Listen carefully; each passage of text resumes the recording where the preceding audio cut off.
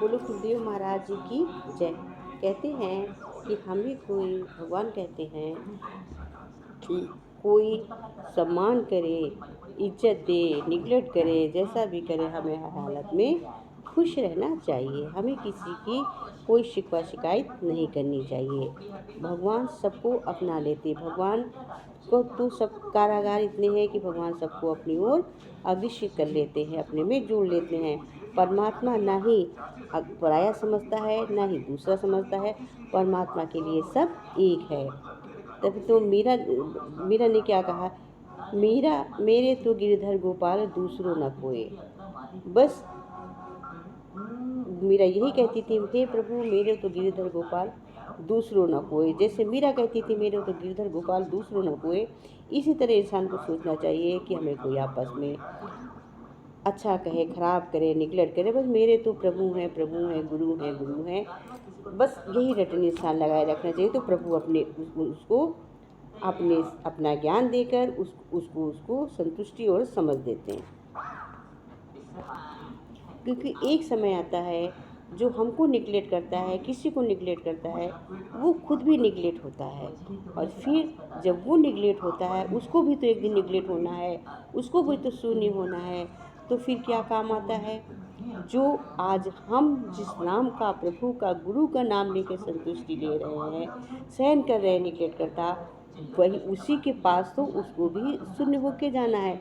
उसी का नाम वो आज नहीं ले रहा है, आज मजाक उड़ा रहा है, कल तो उसी के नाम से उसको जाना है। जब कोई शरीर छोड़ता है तब क्या होता है? कोई उस समय सभी प्रेमी दुश्मन जो भी साथ में आए होते हैं, जिसने हमें निगलेक्ट किया है, नहीं निगलेक्ट किया है, सभी क्या कहते हैं? राम नाम सत्य है, राम नाम सत्य। सब यही कहते हैं कि राम नाम सत्य है। कोई उसमें ये नहीं बोलता है मेरा बेटा बड़ा इंजीनियर है, सत्य है, मेरी बेटी बहुत अच्छी है, सत्य है, मेरी बहू बहुत अच्छी है, सत्य है, मेरा पड़ोसी बहुत अच्छा है, सत्य है। कोई ये नहीं कहता, बस सब किसको याद करता है? राम नाम। तो जब राम नाम हमारे अंत तक जाता है तो हम क्यों ना उसी का स्मरण करें, क्यों ना राम की स्तुति करें, क्यों हम और किसी की को याद करें? हम हर समय राम भगवान की प्रार्थना करें, हम प्रभु की याद करें, हम ईश्वर की याद करें, जो हमारी मुक्ति का द्वार है। कहते परेशानी कितनी भी आए, चिंता कितनी भी बड़ी हो, पर हम चिंता को चिंता न करें, और हम चिंता न करते हुए खामोश रहें, चुप रहें, सब्र करें। सब्र बहुत मीठी होती है, और सब्र करने से, सब्र की मिठास से हमारी चिंता कम हो जाती है। लेकिन जब हम सब्र करते हैं तो और अपनी चिंता ईश्वर को सौंप देते हैं, तो वो हमारी खुशी बन जाती है।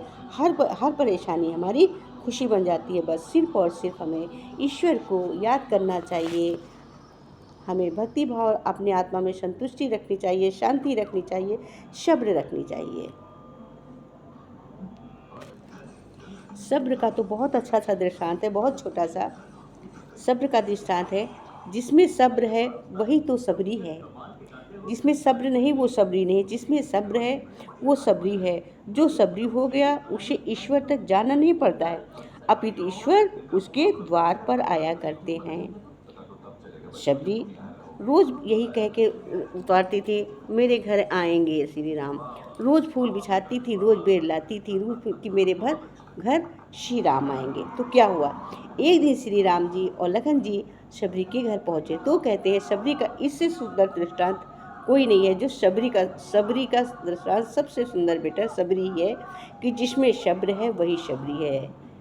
जो सबरी हो गया उसे ईश्वर तक जाना नहीं पड़ता है, ईश्वर उसके पास स्वयं चल के आते। इसलिए कहते हैं सब्र रखना चाहिए, संतोष करना चाहिए।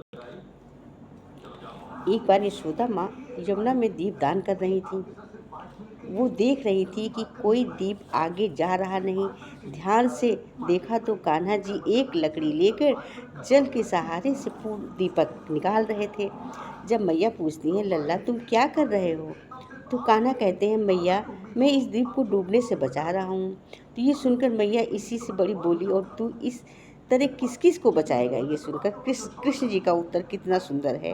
ये सुनकर कान्हा जी बहुत सुंदर जवाब दिया और कहा, माँ मैंने सबको टेको थोड़े न ले रखो है, जो मेरी याद करेगा उसको बचाऊंगा।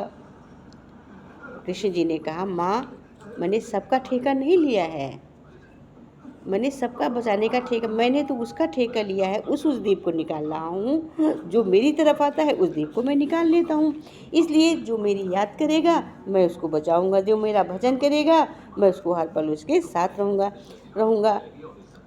इसलिए हमेशा भगवान के संपर्क में रहना चाहिए, भगवान की याद करना चाहिए, भगवान का स्मरण करना चाहिए। जब हम भगवान का स्मरण करेंगे तो भगवान हमको कैसे भूलेंगे, भगवान हमारे पास खुद ही आएंगे।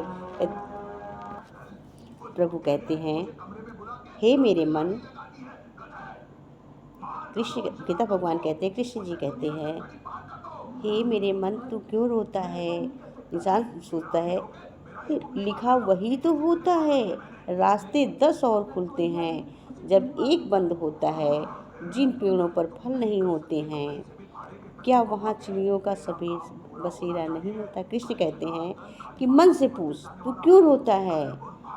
जब एक रास्ता तेरा बंद हो जाता, भगवान कहते हैं कि जब एक रास्ता बंद होता है मन तू क्यों रोता है।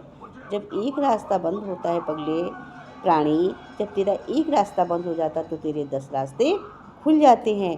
जिन पेड़ों पर फल नहीं होते हैं, क्या उस पर चिड़िया अपना बसेरा नहीं बनाती हैं। उन पर भी तो चिड़िया बैठती हैं। हिम्मत हारने से तुझे क्या मिलेगा। रात बात सवेरा ही होता है। कितनी भी उड़ान भर ले आसमान में, मिलाना तो आपको ज़मीं पर ही होता है।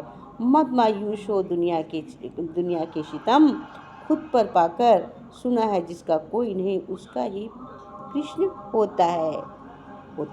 कहते हैं कितना भी तुम उड़ान भर लो, जब एक रास्ता बंद होती है तो 10 रास्ते खुलते हैं। कितना भी उड़ो, कितनी हिम्मत बांधो, लेकिन क्या ऊपर ही उड़ते रहोगे, रहना तो ज़मीन में ही है। तो जब और हम मिलते कहाँ आपस में, ज़मीन में।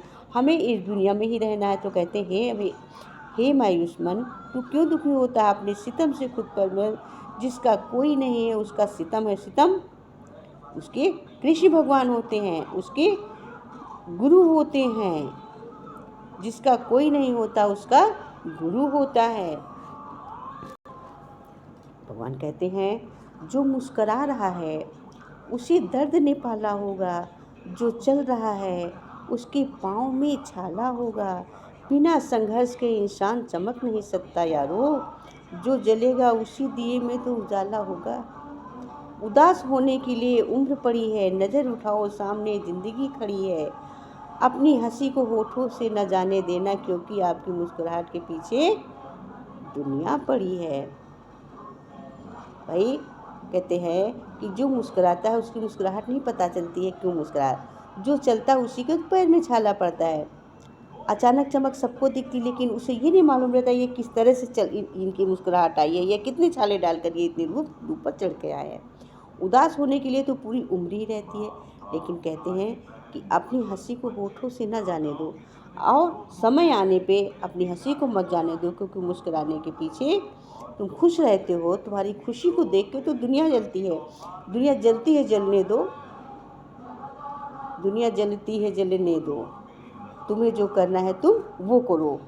दुनिया जलती है कि यहाँ ये सत्संग में जा रहे हैं, अच्छे अच्छे कपड़े पहन के जा रहे हैं, घूम रहे हैं, खा रहे हैं, कैसे कर रहे हैं, लेकिन तुम्हारी मुस्कुराहट के पीछे उस किसी को ये नहीं मालूम है कि आज ये पहन रहे हैं तो कैसे, आज ये अच्छा खा रहे हैं तो कैसे, आज ये गाड़ी घोड़े से चल रहे हैं कैसे, या आज ये हंस रहे हैं कैसे, आज ये सत्संग जा रहे हैं कैसे। किसी को नहीं मालूम है कि किस ज्ञान से सत्संग भी आते हो, तो इन्हें नहीं ज्ञान है कि किस ज्ञान से ये सत्संग में आते हैं।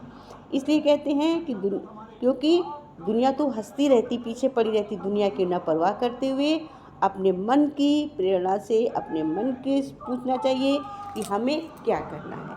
अपने मन से रास्ता चुनना चाहिए। कहते हैं भरोसा खुद पर रखो तो ताकत बन जाती है, और दूसरों पर भरोसा करो तो वो कमजोरी बन जाती है। और सही मायने में पूछो तो अपने दिल से ही भरोसा करना चाहिए, दूसरों पे भरोसा नहीं करने चाहिए।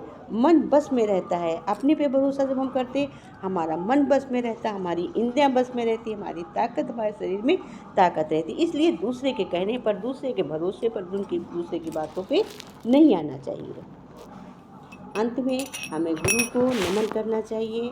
नमन करते हुए क्या करें, तुम्हें हो माता च पिता त्वमेव त्वमेव बन्धु शशिका त्वमेव, तुम्हें माता पिता तुम्हें हो बंधु शशिका तुम्हें हो साथी ही सहारे, कोई न अपना सिवा तुम्हारे, तुम्हें हो साथी ही सहारे, कोई न अपना सिवा तुम्हारे, तुम्ही हो नैया तुम्ही केवैया, तुम्ही हो नैया तुम्ही केवैया, तुम्ही हो बंधु शशिका तुम्ही हो, मैं हो बंधु सखा तुम्ही हो माता पिता तुम्ही हो बंधु सखा तुम्ही हो, जो खिल सके ना वो फूल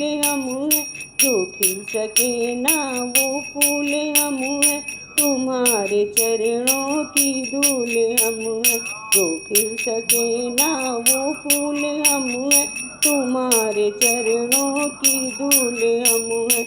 दया की दृष्टि सदा ही रखना, दया की दृष्टि सदा ही रखना, तुम्हें हो बंधु सखा तुम्हें हो बंधु सखा तुम्हें हो माता पिता तुम्हें हो बंधु सखा तुम्हें हो बंधु सखा तुम्हें। बोलो परम पूज्य गुरुदेव की जय, सतगुरुदेव महाराज की जय। हरि ओम हरि ओम हरि ओम हरि ओम। सतगुरुदेव महाराज की जय। हरि ओम सत।